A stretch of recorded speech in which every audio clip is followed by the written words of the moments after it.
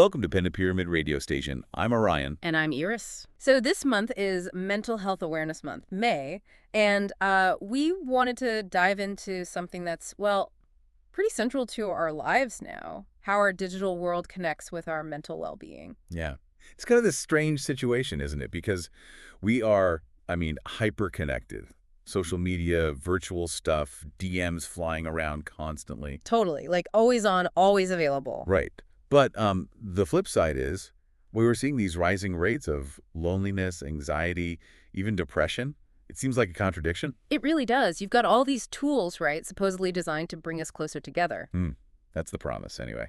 But then you look at things like, just chasing likes or the sheer volume of notifications. It sometimes feels like connection, but maybe isn't. Exactly. It can become quite superficial, can't it? We're scrolling through these, perfectly curated highlight reels of people's lives. The best bits. Yeah, the best bits.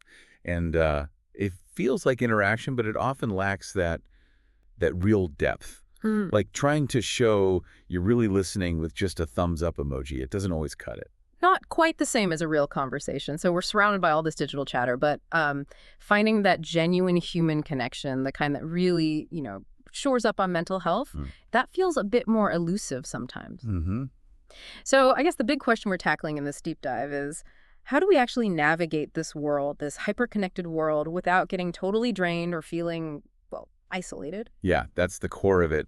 And it seems like it really boils down to finding a more mindful way to engage, not ditching tech entirely, obviously, but using it so it actually helps rather than hurts. Okay, so like practical strategies, things we can actually think about doing. Exactly. Practical stuff. Maybe focusing more on the quality of who we're talking to online rather than just having like hundreds of contacts. Yes. That's such a good point. Really nurturing a few meaningful connections online can be so much better than just surface level stuff with loads of people. It's about where you put your energy, right? Right. And maybe also deliberately scheduling breaks, like time away from the phone, the laptop. Oh, definitely. Digital detox time.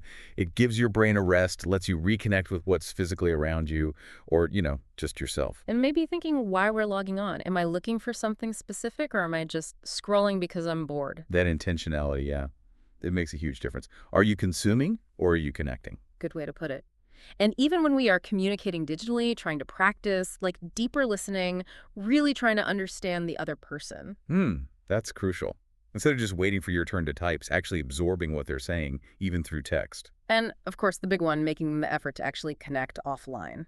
Real face-to-face time. Can't beat it, really. That in-person energy is, well, it's different. It's vital for feeling truly connected. Also, maybe being aware of how much stuff we're just passively consuming. Endless scrolling through feeds. That can sometimes make you feel a bit rubbish, can it? Comparing yourself. Yeah, that passive consumption trap. It's easy to fall into.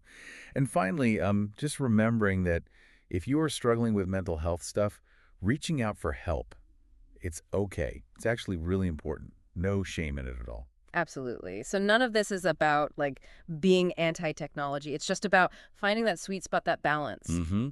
Staying plugged in, but mindfully. Making sure technology serves us, supports our well-being instead of the other way around. So maybe just take a moment, think about your own digital habits. How do they make you feel? Are they draining you or are they genuinely connecting you? Yeah, it's a good reflection to have. Well, thank you so much for joining us for this deep dive here on Pentapyramid Radio Station. We hope it's given you some food for thought. Please do subscribe to Pentapyramid Radio Station so you don't miss our future discussions. And we'd genuinely love to hear your own thoughts or experiences on this. Feel free to share them in the comments section.